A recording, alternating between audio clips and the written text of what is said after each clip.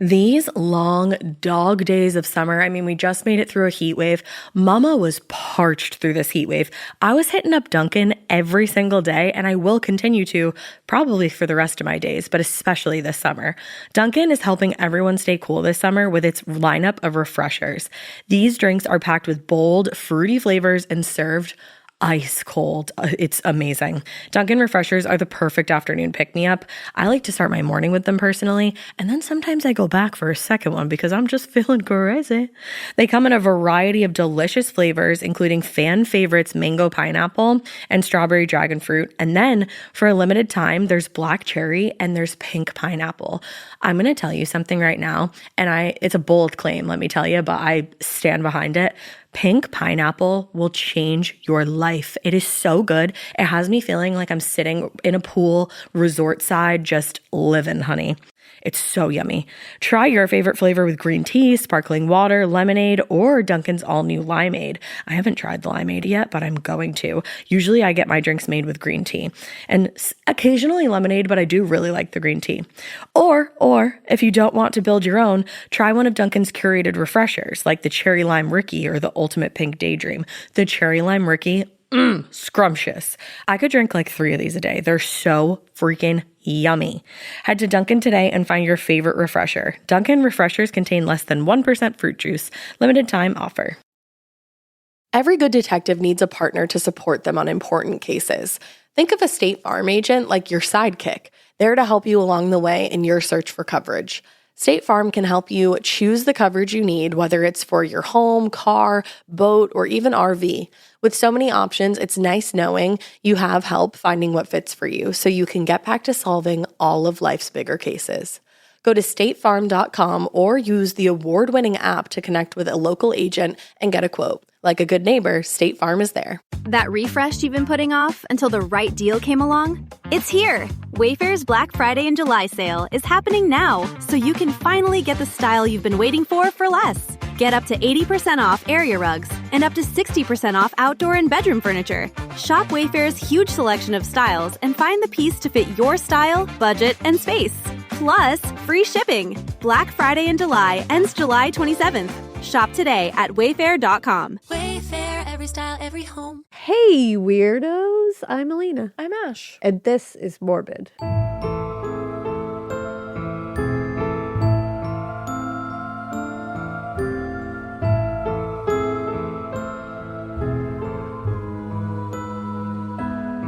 This is morbid. This is morbid, and there's a lot going on. My goodness, doesn't it just feel like that every single day you wake up? Truly. More and more going on. Something very... This is one of those Chilling. things, it's very chilling, and it's like something that I can't stop thinking about. And like checking in on. So the Today Show anchor, Savannah Guthrie, her 84-year-old mother, Nancy Guthrie, has been missing since Saturday night, I believe. Like The last late time Saturday she was seen night. was Saturday night. And this story is just wild and heartbreaking and horrifying. I can't stop thinking about it. No, I can't either. We haven't been so much recently just because life has gotten busy, but we used to be such a Today Show house. Oh my God. I used to come over like every single day and we would just watch hours of the Today Show. Love the Today Show. And like, so we've been watching Savannah forever. Yeah. And it's Years. destroying my soul to think of how much pain she must be going through right I know, now. my heart is with her and her family. And this story is just wild. I mean, Nancy is 84 years old. She's just described as sharp as a tack, has a little bit of mobility issues, so she wasn't going to be getting up and leaving on her own. Right. She lives in Arizona, and there's not a lot coming out, which leads me to believe that they Hopefully might they have some something that they're information. working on that, or at least they're trying to chase something down that maybe they don't want, or something happened that they just don't want us to know. Yeah, because they've said they don't believe it's a home invasion. They don't believe it's a robbery gone wrong, but there is evidence of foul play. Yeah, it sounds like they're pretty much stating now that she was abducted from her bed.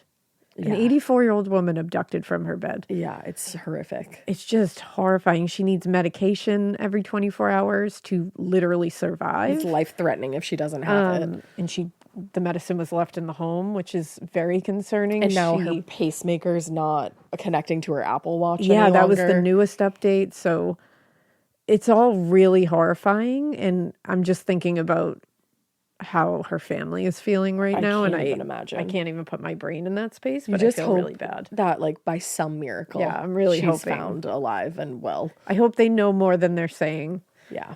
And I hope that they find Nancy because it's the world. Yeah. And Savannah has gone through a lot. Yeah, I think she just came back from like a vocal cord surgery or something. Yeah. And just like their family in general. Like, it's just a lot. That's so sad. But yeah, we always loved the Today Show. And, I was like, oh, Yeah, damn. You have these people in your house on the daily, so Yeah. you feel this like strange connection to them. So I felt like as soon as I heard, I was like, oh my God, Savannah. It's like your friend is going through this. Yeah. It feels like, yeah, it's really awful. sad. But just let's hope they find Nancy. Yeah, and Savannah's asking for prayers. Yeah, like damn. But yeah, just wanted to point that out. Hopefully there's an update and a good one. A good one, I know. Let's manifest that for her. But yeah, On another level, I was going to say going into another, hopefully a little bit of positivity. yeah, we can just bring. obviously everybody knows how we feel about ICE. Fuck ICE. Yeah. We want them out of Minnesota. We want them out of everywhere. Yeah. But we were thinking of just like anything we can do to help.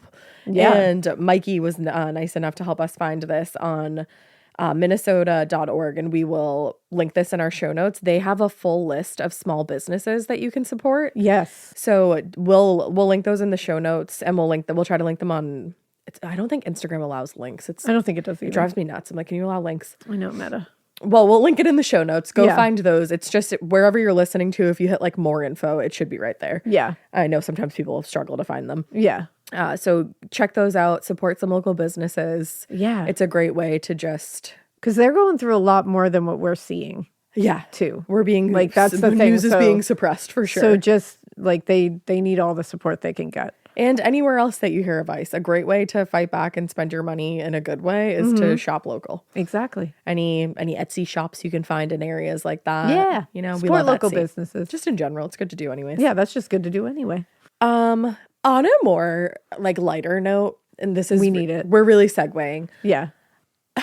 I can't believe I'm segueing here. I mean, we need a segue. We need a segue. That's just that's the way this show goes. Yeah, We that need a was light the business segue. at the top, and now Yeah. we're at the banter. Do you know what a flow state is? Yeah. What is a flow state? I think like a flow state, isn't that when you like really lock in?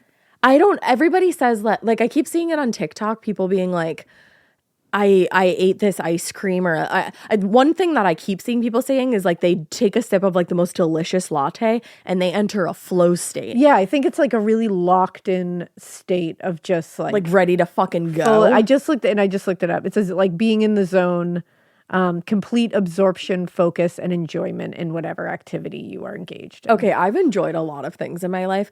I don't know that I've ever been in a flow state. Oh, I've been in a flow state so many times. Tell me when you're in a flow state. I'm in a flow state. Give me examples. When I can sit down in front of a computer in a Word document and write more than 3 words. That's a flow state. And I enter a full flow state. If I'm tapping and shit is rolling out and it's happening, flow state. Okay. If I make a perfect coffee in the morning, immediately enter a flow state. Okay. So I've probably been in a flow state. I'm sure you have. You're just not recognizing it as a flow I got to state. recognize my flow states. When I organize and feel like I've actually accomplished All some right, kind all of right. organization, Okay. I will enter a flow state. Okay, when I organized my pantry, I was in a Yeah, flow state. you were in a flow state. All right. All Yeah. right. All right. Yep. Like I decorate for, and Ash actually helped me this time. I decorate for every holiday, like the bathroom that like my kids generally use. Mm-hmm. And we decorate it for every holiday. Like I always put a bunch go of shit all in out. I there. love And it just because it's fun. They get home from school or like they go to brush their teeth and they're like, oh my God, it's all so this like cute. lights and stuff. And so for Valentine's Day this year, we went like all out, and Ash helped me like use the markers that you can write on the glass to like make little candy hearts on the I thought that on was the mirror. so cute. The little like So cute. conversation hearts. And I think in those moments I enter a flow state. Okay, when I was Yeah. doing those hearts, even though my knees were hurting really bad, I was in a flow state. Yeah. Yeah. See? All So right. that's a flow Okay, state. thank you. Yeah. I thought of this last night because I saw a talk of a lady being like, oh my God, I just entered a flow state because this latte is so good. And I felt like that was very Gen Z. And I said, Have I been in a flow state? I said, I wonder if Elena knows what a flow state is. And I saved it for the pod. I was Yeah, going to I text like you that. about flow states, but you let it happen. I think I'm in a naturally. flow state when I shop. Oh, you definitely are in a flow state when you shop. Yeah. Yeah, I definitely am. Yeah. Yeah. I Okay. think hopefully we can all get into flow states with things we enjoy right now. I There's like another that. tip of the day. Make it your fucking mission It tomorrow. now is. Yeah. Tomorrow, okay. right now. I mean, try it now, but it's okay if you're not like in that place right now and you need a minute to like really, get it. Get to your or flow figure state. out what your flow state thing might be. Okay. Tomorrow, wake Flow up, state. attempt flow state. Okay. Whatever you need to do, watch one of those late 90s, early 2000s movies. If That'll you need get you to, into that a flow state. Make an awesome coffee, organize, decorate, just read a book, write down some shit. Like do whatever you need to do. Make sure you do not go to bed tomorrow night until you have entered your flow state, even for a second. Wow. Even if it's just a quick flow state. Oh, okay. I think we all need that every day. This is like a glass shatter moment. I enter a flow state when I almost said a sclofate. I enter a sclofate. I enter a flow state when I do my skincare or in everything shower. That's a flow state. All That's right. it. I get it now. Yeah. I get it. So see, there you go. Have a good shower or something. Like tomorrow, make it your business to enter a flow state and then try to enter a flow state just for 1 second even every day. Just to give yourself that one Does a flow moment. state need to be a little bit longer though? A flow state feels longer than 1 second. I don't think there's no time deadline limit on flow states. All I think right. as long as you feel like you entered a flow state even for a second.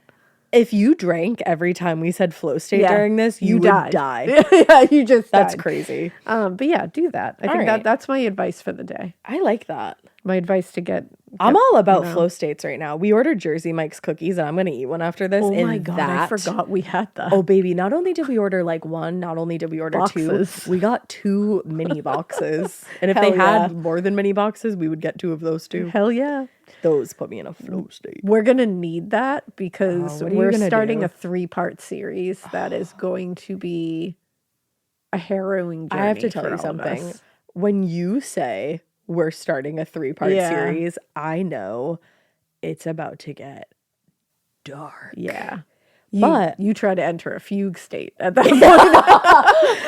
that's what happens. but you know what? Your 3-part. I gotta say, let me brown nose you real quick. Ooh. I really love your 3-parters because they you. feel cinematic to me when I sit and listen to Oh, them. thank you. You betcha. That's highest praise I could imagine. Let me wipe my nose off. I love that. Wipe your nose off. No, I appreciate that. This one's it's about Dennis Nilsen, the kindly killer he I was referred to. feel like I recognize the name. Yeah, we've definitely talked about him before. He's come up on Crime Countdown. Okay.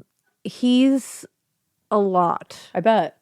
He's There's a lot. 3 parts. So he has so I many figured. victims, and he's got a lot going on. Just as a quick little trigger warning, he has necrophilic tendencies. So that's going to be part of this. He's not the vampire one, is he? Nope. Okay. Nope. Just the no, that's necrophilia another one. guy. Like isn't that wild that we're Yeah. just like, no, that's a whole other guy. Yeah. Yep. It's always a guy. So we're going to talk about him, and this took place in the 80s. So Okay. so that usually that's a fun time for some other things like pop culture, but Whenever anybody says anything is the 80s anymore, all I can hear is was the 80s, Bandit kid. in my head saying, Yeah. it was the 80s. it was the 80s.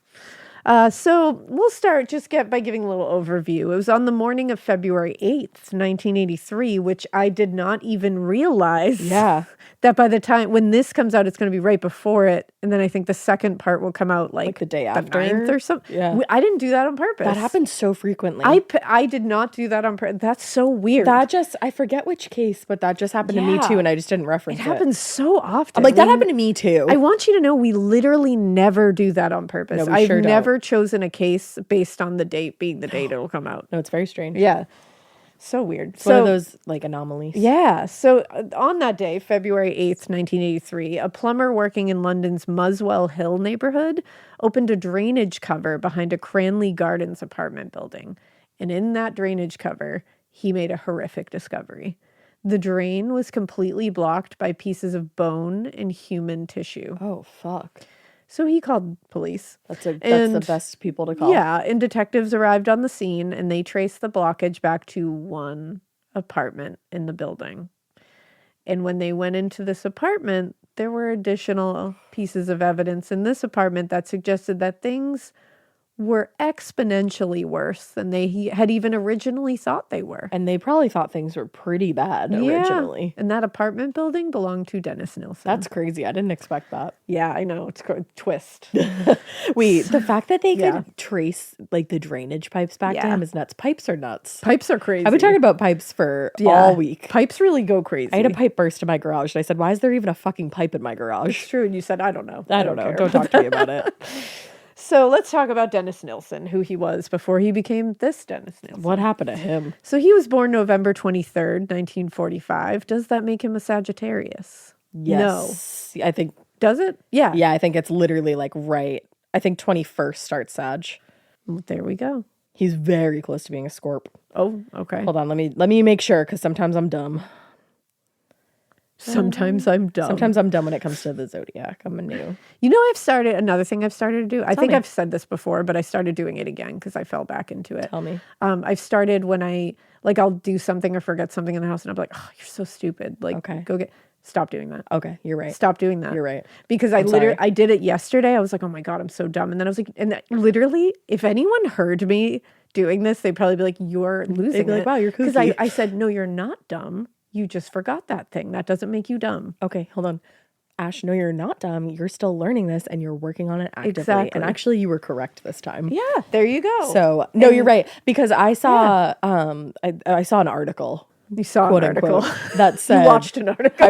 I watched an article that did say our brains believe what we tell them. It's true. So if you keep telling your brain you're dumb or you're fat or you're ugly or you're this or you're that, it's going to believe it. It's going to be like, wow, I suck. Because your brain, who is it going to believe? It's you. Like, you're the one that it wants to believe. You think you're going to sound kooky. I looked at myself in the mirror the other day and I said, you look beautiful today. As you should. Yeah. So start doing that too. You absolutely should. Yeah. I truly believe like we need to stop being so negative to ourselves because I think a lot of people who are complete bitch ass pieces of shit want us to out do in the that. world. Well, and also they're mean to themselves too. Yeah, absolutely. And they've taught themselves to be these like toxically negative people. Yeah, and they're then like the meanest. And it makes them feel like shit.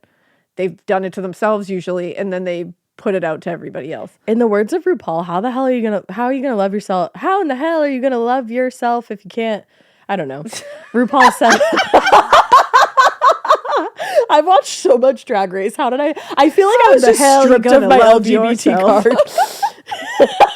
You said, I don't know. How in the hell are you gonna love somebody else if you can't love yourself? Mikey, what does he say? Mikey, help. Mikey, help, gay, help. What does RuPaul say? How in the hell are you gonna love somebody else if you cannot love yourself?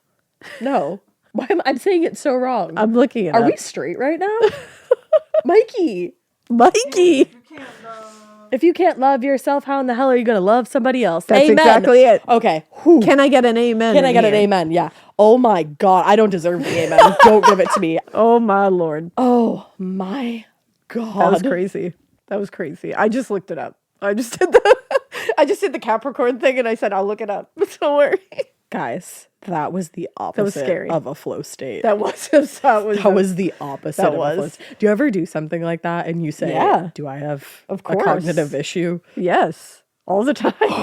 I'm going to do a Sudoku later. Anyways. The whole point of that was stop saying you're dumb and being mean to yourself. Back to the program. That's another piece of advice. Do that. Yeah. It's really hard right now. Do crosswords too. Do that. Holy fuck.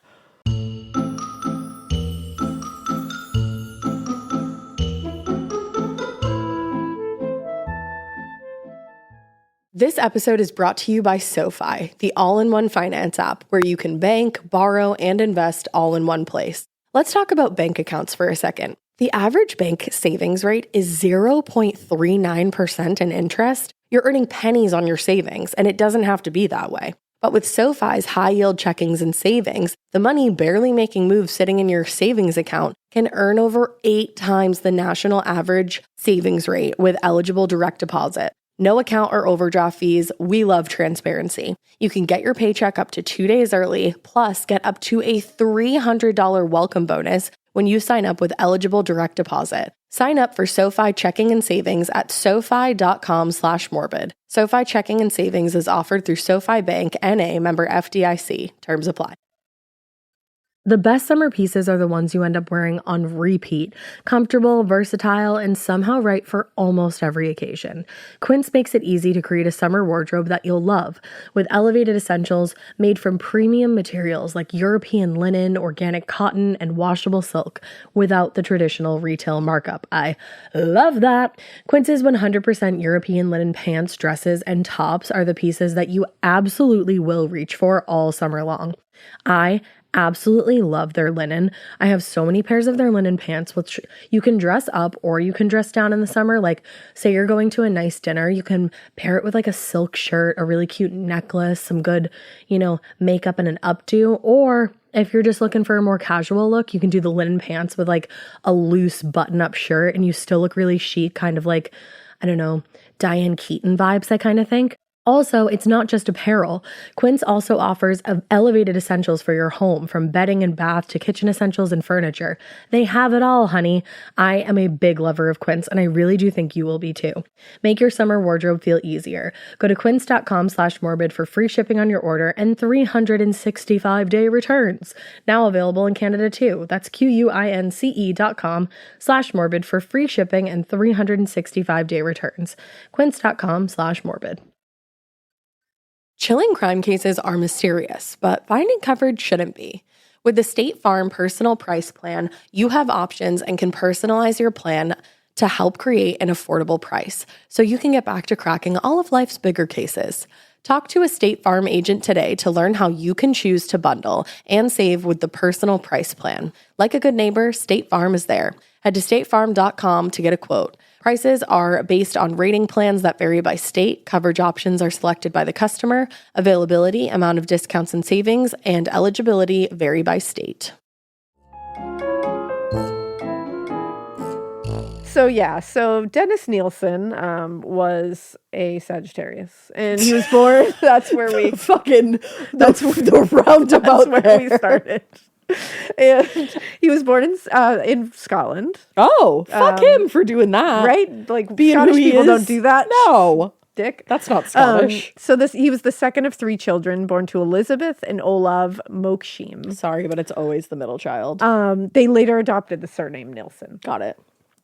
They had met several years earlier when Olav saved Elizabeth from being attacked by another man. Wow, that's a great meet cute. What a meet cute. Yeah. They started dating, and very soon after, they were talking about marriage. And on May 2nd, 1942, they married. Love. Olav and Elizabeth's first child was Olav Jr. He came a short time after they got married, and he was followed quickly by 2 other children, Dennis and Sylvia. Despite their whirlwind romance and growing family, Olav Sr. never really took to the whole marriage and family life. So he was just frequently absent Not from good. home. Yeah. That was either due to his responsibilities in the military or his general uninterest in being a father. Okay. We're not sure which, or it was an amalgamation. Kind of a little bit of both. Oh, okay. As a result, Elizabeth continued to live with her parents, and the children were raised as much by them as by their mother. Well, that's kind of nice. Yeah. I loved my grandparents. That can be great. And I still do, in fact. Yeah. Years later, when he reflected about his parents' marriage, Dennis wrote, because he did write a memoir, by the way. Oh, no. Yeah. They always do. They always do. He wrote, "In the heat and uncertainty of war, my father married my mother primarily on lustful grounds and ignoring some irreconcilable cultural and personality differences, which doomed the match to failure." Oh, fuck. Which is like He read his weirdly parents to a insightful. full. Yeah. That is insightful. Although their father was hardly ever home and really only saw the children on rare occasions, his presence, or maybe more his absence, was pretty influential on the family. Mm-hmm. The detached nature of Olav and Elizabeth's relationship appears to have filtered down to their children. And it kind of prevented them not just forming a bond with their parents, but with one another as well. Oh. Yeah. This led to all the Nilsen children, but Dennis in particular, becoming very isolated and withdrawn. For Dennis, this meant spending hours alone every day, escaping into an increasingly intense fantasy world. In fact, Nilsen even described himself as, quote, an unhappy, brooding child, secretive and stricken with inferiority. Oh, that's Which awful. is like horrifying. Yeah. It's true that Dennis felt a very tenuous connection to his parents and siblings, but the family wasn't entirely like fractured. you know? Yeah. Because his grandparents were such a constant presence in his early life, he formed a very big, like very strong bond with his grandfather, Andrew White. Unlike Dennis's mother, who was generally detached and permissive, Andrew was actually a harsh and deeply religious man with an incredibly rigid sense of morality. Oh, I was But- relieved for like 1 second. Well, the thing is, when it came to his grandson, he was very warm and compassionate. Okay. And it was really maybe the only connection Dennis had to the world outside his fantasies. And because of this, Dennis was devastated when in the fall of 1951, 62-year-old Andrew Wow. died from a heart attack while he was on a fishing boat. That is so young. Yeah. In one of his earliest memories, Nilsen recalled being brought into the house during the funeral to view his grandfather's body. He said Granddad was wearing glasses and expensive long johns. He was barefooted and needed a shave. He looked as if he was sleeping. Oh, that's really sad. Yeah. Many years later, Dennis would trace his pathology back to this event.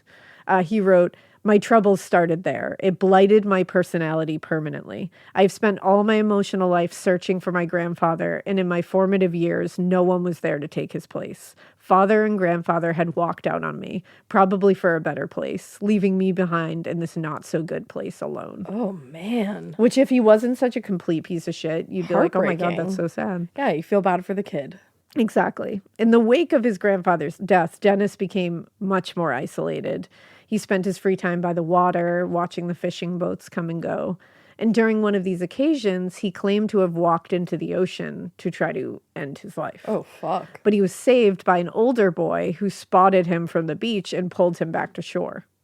Now, in his memoirs, he claimed that this savior of his potentially sexually assaulted him. Oh. But because he was unconscious at the time, he was unable to provide any details of the attack or his attacker. Okay.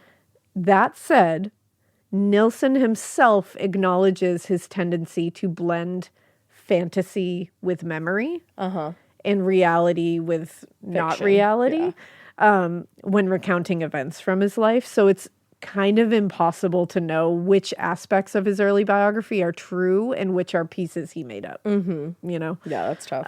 Not because they never were able to like identify this person. Right. They don't even know if he That might not actually even- walked into the ocean. Exactly, right. It might have never happened. Okay. Now, not long after the death of his father, Elizabeth married a second time to a man named Adam Scott. Adam Scott is not the one that was on Parks and Recreation. Oh, I forgot that was Adam Scott. Not Ben Wyatt. I second guessed myself immediately. Oh, that's why I was confused. I was like, is his name Adam? You were talking his government name. Yeah, his government I name, see, I not see. Ben Wyatt. Unlike her previous husband, Scott was a local man with strong connections to the area and a solid work history in the building trade. He was, according to author Brian Masters, quote, "a quiet, solid, and reliable man who gave her 4 more children in 4 years." Okay, wow. Yeah, a lot of kids. Getting busy. So if Elizabeth Nilsen had maintained a casual and detached relationship to her children before her second marriage, she definitely doubled that marrying Scott and Babe, why'd you have 4 more? and adding 4 more children to the Yeah. house. Also, the additional kids in the house pushed Dennis further away from his mother and deeper into isolation. He wrote, "In those days, I could hate Adam Scott very easily. I sometimes felt that we, the Nilsen kids, were an impediment to my mother's fulfillment in her new life and family." a very common feeling. It is. As he grew older, Dennis was able to make a few friends, but he still chose to spend a lot of his free time alone. When school ended every day, he would go home, put on his headphones, and just lose himself in music for hours at a time. Or he would go into the woods and just go on long walks. When he was 14, he joined Army Cadet Force, a military prep organization for teenage boys. His participation in the group gave him a structure that he was definitely lacking at home, and he gave him kind of a sense of purpose in a life that was like a little chaotic at times. He said, "I felt proud and useful in my battle dress." And he also tried to become like, he tried his hand at sports basically too, but that didn't really pan out for him. Okay. So it seemed like the military stuff like was the thing that really tickled his fancy. Yeah. For the most part, his early life was that kind of like most boys at the time, But an incident in his mid-teens would definitely disrupt that path of normalcy and provide some pretty serious consequences in his later life, I think. One afternoon when Dennis was about 14, a local elderly man from the village went missing, and the whole town turned out to look for him. And Dennis and another boy, Gordon Barry, decided to search down by the river Uji, where they eventually stumbled upon this old man's body.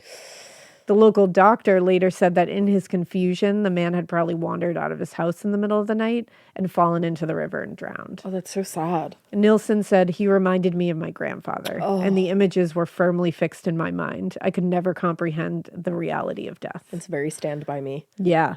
When he was 15, he decided to leave school and join the military. And in September of 1961, he reported to London for duty. It was, he hoped, an opportunity for a fresh start to get away from this tiny village and all the limitations he felt were there and to learn a new trade that hopefully was just going to carry him to adulthood. But if he was looking for a whole new experience, which he definitely was, he was definitely disappointed with the reality of army life, especially for someone so young. Yeah. Rather than being sent off to some exotic location like he thought he would be, Dennis and his peers spent the next 4 years stationed in Aldershot, a military town in Hampshire, England. So their life was pretty much the same as it had been before he left home, with military responsibilities just replacing schoolwork. Oh, yeah. And his fellow soldiers replacing his classmates. Mm-hmm. In 1964, he passed his exams and was promoted to the rank of private, which was an important step in what he thought was going to be a lifelong career in the military. And while this was a momentous occasion for him, his entire experience in the military had been undermined by his growing awareness of his own sexuality and his interest in men. Sure. Especially at the time period, this was tough. Yeah, not accepted, and especially in the military back then. He was repressing everything, though, and the repression of those urges was always accompanied by deep guilt and shame. Yeah. And he would carry that with him for a long time. He later said, I was always afraid that I must somehow look different and that my innermost thoughts would be exposed. Oh, that's sad. Which is so sad. It is very sad. But he's such an asshole. It's like you hear these things. And again, he's still a kid when this was all happening. So you feel bad for like we said, feel bad for the kid. And as is often the case, Dennis was only able to conceal this for so long. And in his mid-20s, he was engaging in a lot of one-night stands with men, just quick anonymous sexual encounters. It's you're living your life, and you have to. People have needs. Exactly. You can't just deny yourself forever. And he made sure they were devoid of a lot of emotion or attachment, because that was kind of his life up until that moment. That is so common too. And this works for some people, of course, but for Dennis, it was different. He'd always been a loner, and he had created this rich fantasy life in which the needs and wants of others were irrelevant. His were the important ones. Okay. Now, as an adult, it was as though he was blurring fantasy and reality, treating the real people he came in contact with, who came and went in his life, as though they were dolls that he could just act out life on. And that's frankly disturbing. And then he could just put them away when he was done. And life does not work like that. Nope. In the fall of 1972, his career in the military came to an end when he was discharged after 11 years. Wow. The following day, he turned 27 years old and found himself right back where he started. That's crazy. Almost all of your 20s just gone, and then you're asked to start a new life or expected to. Yeah, now he was living in his mother's house, unemployed and alone again. His decision to leave the military was pretty simple. He just wanted to try a career outside the army. Yeah. But now that he was out, he kind of felt unmoored. Where do I go? That happens so often. Yeah, for 5 weeks, he sat in his mother's house wondering what the fuck to do with his life. And his mother, on the other hand, was more concerned with his lack of interest in finding a wife. A short time later, Dennis's brother, Olav Jr., told their mother that he suspected Dennis was gay. And this speculation, Dennis would never forgive him for. Yeah, I'd be pretty fucking pissed it's just too. not your You don't out place. other people. Yeah. But if she believed it was true, Dennis's mother never said anything to him about it, preferring instead to just ignore it and let Dennis have his private thoughts, and that was also not healthy. No, Olav's speculation about his brother's sexuality ruined their relationship entirely. Yeah, I'm It just sure. wasn't something that was able to be recovered. That's really sad. It is sad. In December 1972, he moved to London and enrolled at the Metropolitan Police Training School. He was determined to parlay his pretty exemplary military service into a career in law enforcement now, which is a pretty, lateral move. Yeah. Dennis completed his training in April 1973 and entered the Metropolitan Police Force as a junior cadet, which is an entry-level position that, while technically a member of the police force, was more like admin shit and required the supervision of a parent officer. So you gotta work your way up the ladder. And when he enrolled in the training program, he envisioned finding the same level of camaraderie that he loved in the service. Like his military brothers and sisters were like BFFs. Yeah. But he learned that the police force wasn't built around friendships. Yeah. And he found himself lonely and isolated again. Throughout his youth, he had dealt with frequent isolation and loneliness by retreating into his fantasy world. And in his efforts to avoid loneliness, he started exploring, the countless pubs and nightclubs around London, where he eventually discovered that, that the culture that he could exist in as he was, the gay culture. Right. And in the small number of gay bars around the city, he kind of felt like he had found Home. somewhere. Yeah. For the first time in his life, he didn't have to hide who he really was from the world. But his unrealistic expectations made his early experiences with this community deeply disappointing. Right. He wasn't finding a lot of long-term relationship prospects here. Because he wasn't really looking for that or treating people that way. Well, it's like he wanted it, but he wasn't treating people that way. So it's like he wanted that. He just wasn't. He didn't doing seem to know that. how to go about it. Yeah. And for a man with such a deep and powerful fear of abandonment, the casual culture of hookups and one night stands that he was involving himself in now, especially in the early 70s. Can do some damage. That was the thing. It proved very destabilizing and demoralizing for him. Yeah. He wrote in his memoir, "I was left with an endless search through the soul-destroying pub scene and its resulting one-night stands. A house is not a home and sex is not a relationship. We would only lend each other our bodies in a vain search for inner peace." Wow. I don't know. It's like he comes Good off writer. deep. Yeah. Now, during his first year with the police force, he was developing an identity and a philosophy that was very much at odds with his professional life. Throughout his time in the military, he had developed a pretty progressive leftist worldview that made it pretty impossible to ignore the imperialistic nature of the British military. Oh, okay. That was at least partially what motivated him to not seek a second term in the army. He was see. like, I just don't think it doesn't align with my beliefs. Now, as a young police officer, he was kind of in the same position, enforcing laws that seemed outdated and targeting groups that he himself was a part of. Right. To make matters worse, in August 1974, he received word that his father, Olav Sr., had died at the UK military base in Ghana. He had left his children a bit of money, but that was it. Given how disillusioned he was with his circumstances, he waited until the end of the year, and in December, he quit his position with the police force. Okay.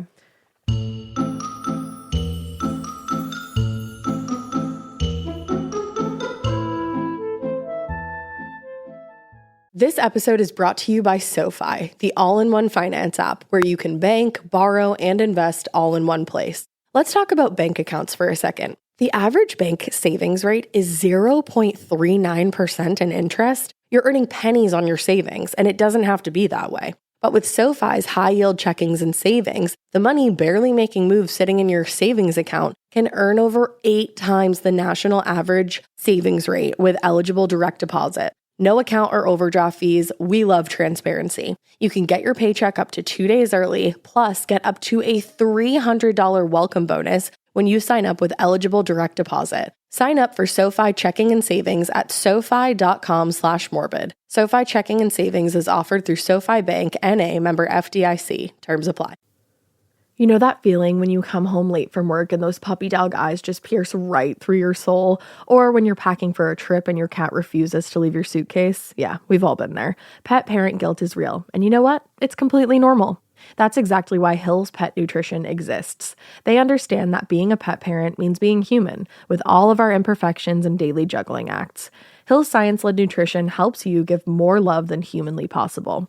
Whether it's those long work days or trying to balance attention between multiple pets, Hill's Pet Nutrition gets it. They've created science-based nutrition that supports your pet's lifelong health so you can feel confident even when life gets hectic. Because you're only human, there's Hill's. Science does more. Ready to let go of the guilt? Find the right food at hillspet.com/podcast. That's hillspet.com/podcast. Do you remember in school when you just knew that your teacher had a favorite of everything? They would always use the same blue dry erase marker when they wrote on the board, or they would talk nonstop about their favorite element during science. I had a teacher once that literally had a favorite brand of marker. She would only write with specific markers, and if another marker ended up in her classroom, she was TO'd. And honestly, I was probably her favorite student because at the end of the year, I got her that specific brand of marker. Let's talk about their real favorite thing, though. Their favorite tissue brand. Kleenex. According to teacher lists, they are the #1 facial tissue trusted by teachers. Kleenex Ultra Soft tissues are silky soft to help prevent skin irritation, and now you can take them anywhere with Kleenex Snap and Go. I absolutely love Kleenex Snap and Go. It's so perfect to have that in your car. I had a cold last week and I was just, honey, my nose was a faucet. I hate to do this to you, but it was disgusting. Drew literally came out of our garage with like 15 of the Kleenex Snap and Goes, and I put those in my glove compartment, and honey, they were easy access. It was so nice knowing that I didn't have to blow my nose into like an old wrapper that I had. Ew. So do the best thing for your kids' teachers and stock up on the ultimate classroom favorite. Maybe it'll make them their teacher's favorite student. They definitely have a favorite. Don't even get me started because, again, you know it was me. For whatever happens next, grab Kleenex.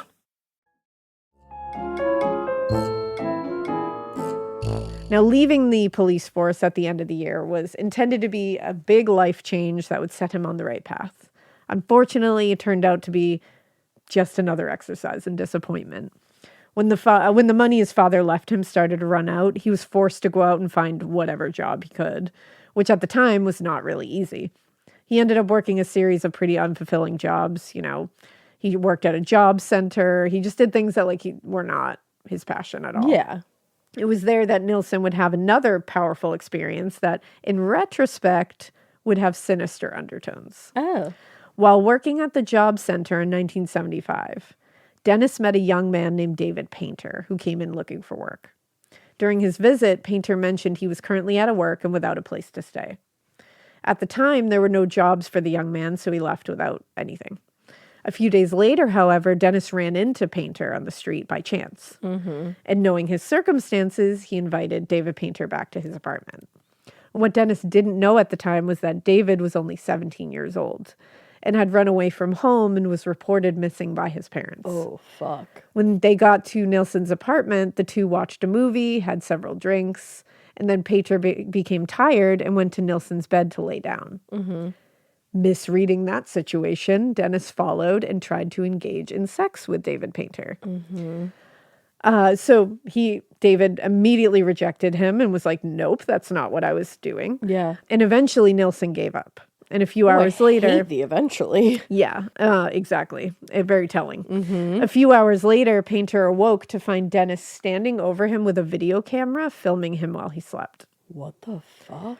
The details of what happened next are pretty murky, and kind of confusing. But when he woke to the camera in his face, he was clearly naturally very frightened and upset and tried to leave the apartment.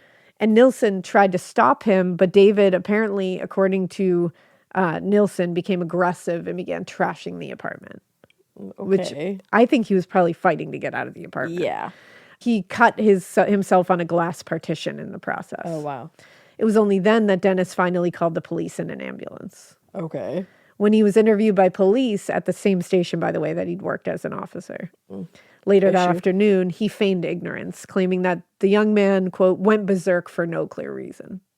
That usually happens. Yeah. Although it seems highly unlikely that nothing happened in Dennis's apartment, David Painter's parents were reluctant to press charges, and the police were satisfied that if nothing else, Painter hadn't been sexually assaulted, so the whole thing ended that afternoon with Dennis being let off with a warning. You have to wonder if he was sexually assaulted. And I wonder if his parents didn't want to press charges because they just didn't want him involved in what they assumed was something untoward. Yeah. You know? Now, obviously, most people don't end up going home with someone who ends up being a prolific serial killer. No. Luckily. Thankfully. And in the context of Dennis Nilsen's life and later murderous activities, that incident, even though it wasn't viewed as bad enough, quote unquote, to press charges at the time, it can be viewed as a like pre-contemplative phase. Yeah, for sure. Where he's beginning to explore these darker fantasies and considering whether or not to act on them. Yeah, definitely. This was clearly an escalation, a slight one. Uh-huh. Now, while there's evidence to indicate Nilsen was at least considering his predatory impulses at the time, the period between 1975 and 1977 was a lot of like personal growth and contentment for him. Which is interesting. Yeah. After a few years of, one night stands and hookups and casual sex, Dennis met David Gallichan in November 1975. And by the end of their first night drinking together at the bar, he and David agreed to move in together. Wow. Very quick. Using what remained of the money left to him by his father, Dennis and David found a small apartment on Melrose Avenue in London. And Dennis even worked it out so that it would have exclusive use of the garden and patio in the back of the house. Nice. Oh, no, hate that actually. Yeah, it's not great. Dennis had finally found someone with who he could spend his nights. Okay. Not long after moving in together, they got a dog, a black and white mutt they named Bleep. Bleep? Yes. Stop. That's actually hilarious. I don't want them to have a dog. And they spent their days working on the garden and their nights watching films and listening to music. Oh, I hate how lovely this is. Yeah, it seemed at least to Dennis as though he'd finally lucked into a stable relationship. Okay. Things, though, they might have only been in his head that it was like that. What? According to author Brian Masters, quote, the relationship was nonetheless fragile because it was relentlessly artificial. Oh.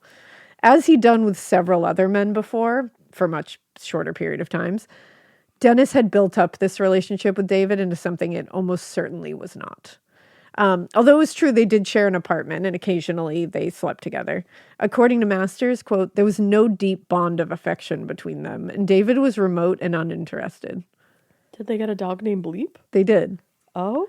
In truth, David and Dennis's relationship was one of convenience. Dennis paid most of the bills and made all the decisions, and David continued carrying on other relationships with other people. Oh, no. That the relationship lasted 2 years was due in large part to the fact that David had such a passive personality that he was willing to go along with whatever Dennis wanted most of the time. It was just kind of like whatever. Yikes. It was more like roommates with benefits a little bit. That's rough. But Dennis saw it as like This a beautiful relationship. domestic life. Despite this, not a lot of relationships can last without 100% effort and commitment. Yeah. And it wasn't just that David contributed far less to the household than Dennis or that he continued to see other men. There was also the fact that the two shared very little in common. And according to Dennis, David was, quote, inferior intellectually and dependent socially. That's rude. Yeah. By the summer of 1977, both men had begun seeing other people and barely spoke to each other when they were at home. Oh, wow. Finally, in late summer, it had become clear that this was coming to an end. Yeah. According to David, he simply packed up his bags one night and left in search of somewhere new. Said peace out. In his version of events, Dennis says that he insisted that David move out. It's unclear which one of these is accurate, but because of Dennis's really deep fears of abandonment and his propensity for fantasy and embellishment, it's entirely possible that he created his complete own narrative just to protect himself from the psychological pain of this whole thing. Yeah. Damn, this is fucking tragic. In the months that followed this, Dennis filled most of his time with work, working his regular job at the employment center and picking up shifts with a catering company. And when he wasn't working, he could be found at one of the local pubs. But if he hoped either of these things were going to improve his life, he quickly learned otherwise. The bars were still full of people who seemed pretty uninterested in having a relationship with him. And at both jobs, his employers frowned upon his politics and, life in general. Yeah. And as a result, he was just let down by everything. Feeling aimless, he applied to the branch chairman's school in the fall of 1978. And he felt very at home there in the intellectual and political circles of academia. At 33 years old, he was somewhat older than the other students, but his passion for intellectual subjects and politics made him fit right in. The new environment of school was exciting, but it did little to curb his loneliness. He was still cripplingly lonely. Yeah. During this time, Dennis had many one-night stands, but every time he met someone that he even had a little bit of interest in, like a long-term relationship with, they just rebuffed him. Oh, that's It just wasn't working out. Yeah. He was clearly off-putting. I was going to say. Like, yeah. clearly. You gotta, Yeah, there's got to be something up Something's there. up. These disappointments caused Dennis to retreat deeper into his fantasies each time. Yeah. Which by then had grown very dark. Well, you have to wonder, and this is obviously just speculative, but he becomes a necrophiliac and Yeah. a serial killer. Yeah. I do wonder if some of these one night stands, there had to have been some off-putting sexual Yeah. tendencies or something like that. For sure. For there to not be repeat nights. You know? Exactly. Yeah. And And of course that's speculative, but it kind of you makes wonder. sense. And Dennis had a fetish for deaths. yeah. He So was very interested in it. that could make sex weird, It could. for sure. But by this time, he had stopped resisting this and he started indulging it. Okay. He said later, I put talc on my face to erase the living color. I smeared charcoal under my eyes to accentuate a hollow, dark look. I lie, staring-eyed, on the bed in front of the mirror and let my saliva foam and drip from my mouth. I step outside myself in detached imagination. That might be the darkest shit you've ever said to me. Yeah. What the what? actual fuck? That's like some Yeah. shit out of a horror movie. And he would just do this. A lot? Yeah. That wasn't just a one-time thing? No. Even a one-time thing I could not Yeah. get past. And fantasy wasn't the only place that he was starting to experiment with risky and interesting behavior. He'd also started creating dangerous situations where he could rescue his sexual partners from danger. Oh, which is very interesting Yeah. because that's how his father and mother got together. Right? Yeah. One night in late fall 1978, after inviting 3 men back to his house for a drink. Damn. I know. Fucking sharpshooter there. Yeah, he's hedging his bets, I Yeah. guess. Dennis waited until all 3 had passed out before placing his winter jacket on the stove and setting it on fire. After he gathered up his dog and went out into the garden, the apartment filled up with smoke. When the men woke up, Dennis burst back into the apartment, putting out the small fire and opening all the windows, appearing to have saved their lives. What the fuck? Yeah. Almost like, damn, you're gonna risk your apartment just to Right? be a hero? Just to be a hero That's for a a minute? complex and a half. And in retrospect, these dark fantasies and risky behaviors would be seen as clear indicators that Nilsen was spiraling deeper into something bad. Big time. He later said, I was becoming depressed and conditioned to a belief that I was impossible to live with. But rather than seek any kind of medical or psychological help, he found a new way to cope with his stress and anxiety while also indulging his fantasies. I feel like it's probably not good. By the end of December, his isolation and loneliness had become unbearable. And on the night of December 30th, he mustered the energy to get dressed and headed out to a local pub. After spending weeks alone in his apartment, feeling sorry for himself, he was very vulnerable and precarious emotionally. And just in general. And That's he a was precarious man. And he was also desperate to find someone to just stop the negative thoughts that were running through his head. And on top of that, he was certain that anyone that he met that night was just going to leave him. Yeah. He just didn't want people to leave him. That's all. It's very Jeffrey Dahmer coded. And he later said that night things began to go terribly and horribly wrong. I think they had already started. They certainly did.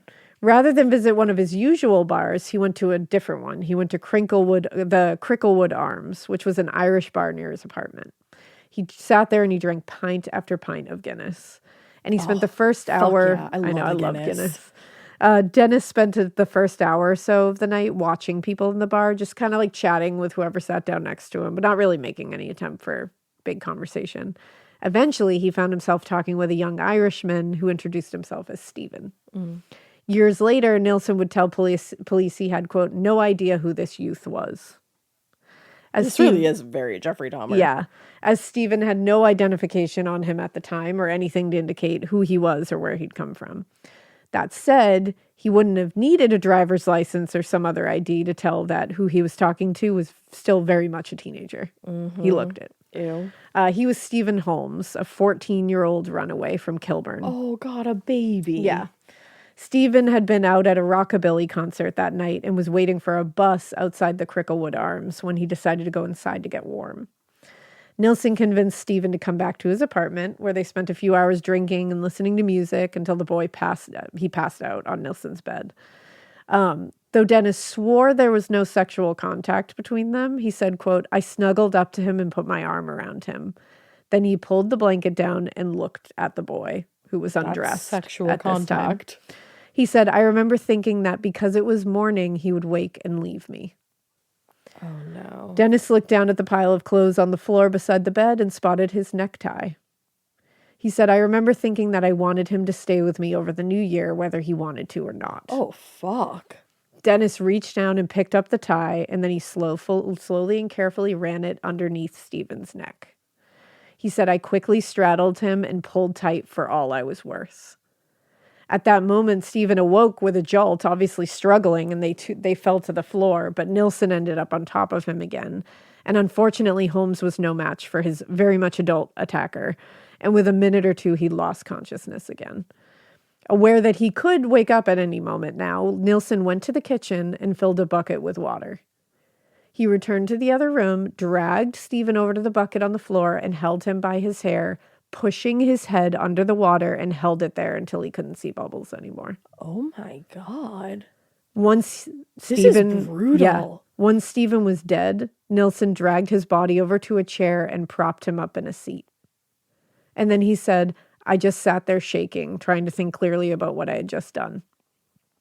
It was still early in the morning, so everything's quiet, but he knew everybody was going to wake up in a matter of hours. What am I going to do? So he spent the next hour or so cleaning up the room where the murder had occurred. Then he moved Stephen's body to the bathtub where he carefully washed the entire body before putting it back in bed. Ew. All the while, he was fully expecting a knock at the door, certain that someone had traced Stephen back to his apartment. When a few days passed, and he's kept Stephen's body, and that no one ever came, Nilsen's anxiety eased. And he said there appeared to be no reports in the paper of the missing boy or the usual public anxiety that followed the disappearance of a child. Oh.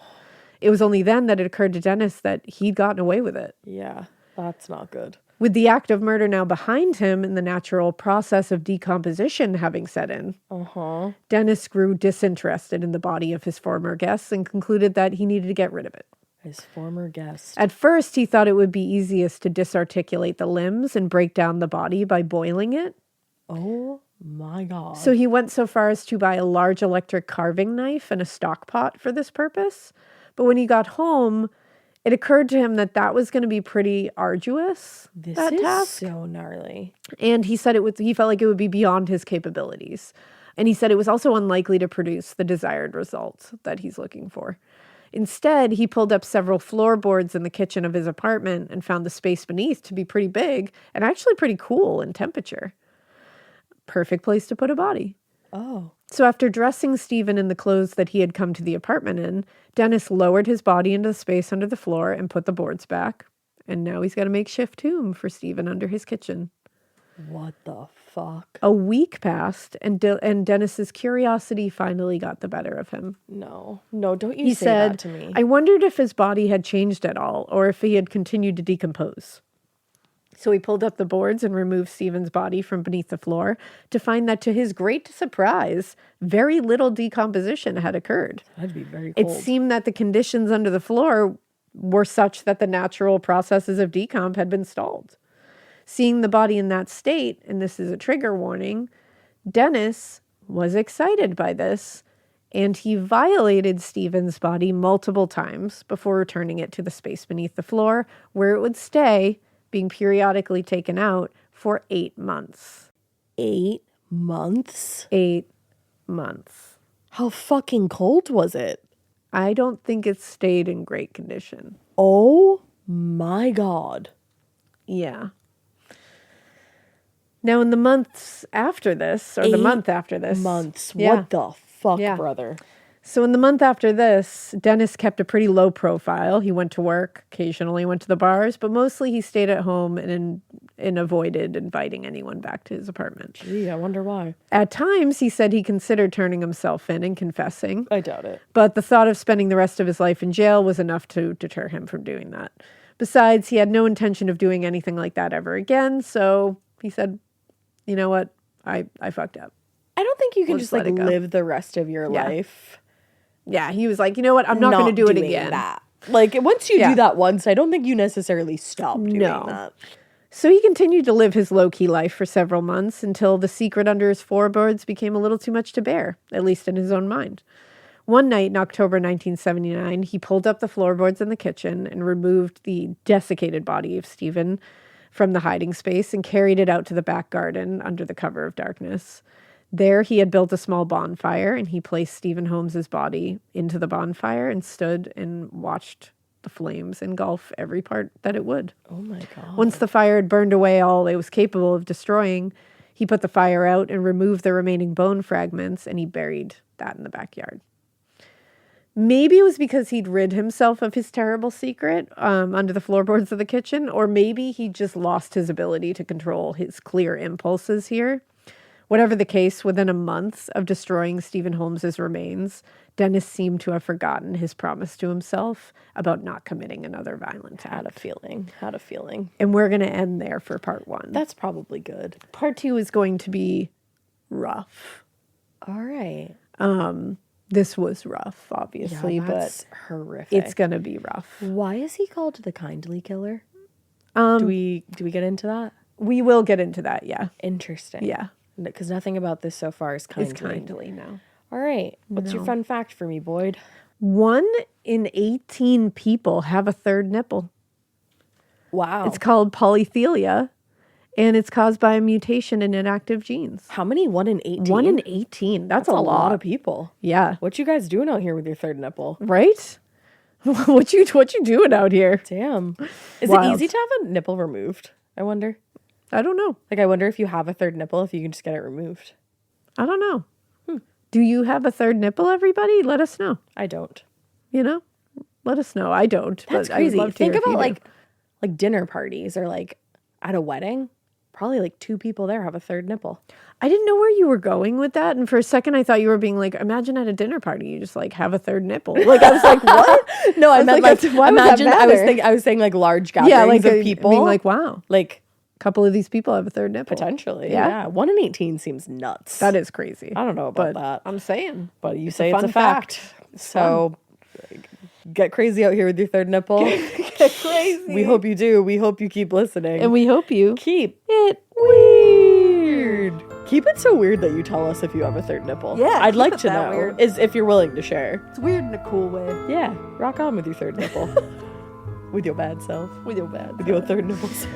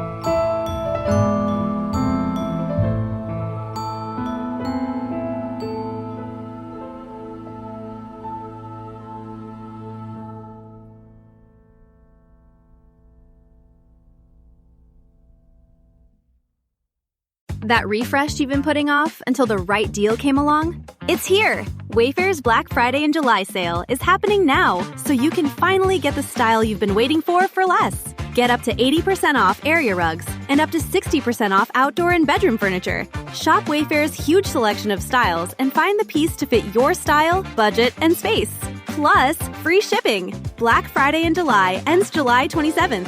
Shop today at wayfair.com. Wayfair, every every style, every home. Hi, I'm Angie Hicks, co-founder of Angie, and one thing I've learned is that you buy a house, but you make it a home. Because with every fix, update, and renovation, it becomes a little more your own. So you need all your jobs done well. For nearly 30 years, Angie has helped millions of homeowners hire skilled pros for the projects that matter, from plumbing to electrical, roof repair to deck upgrades. So leave it to the pros who will get your jobs done well. Angie, the one you trust to find the ones you trust. Find a pro for your project at Angie.com.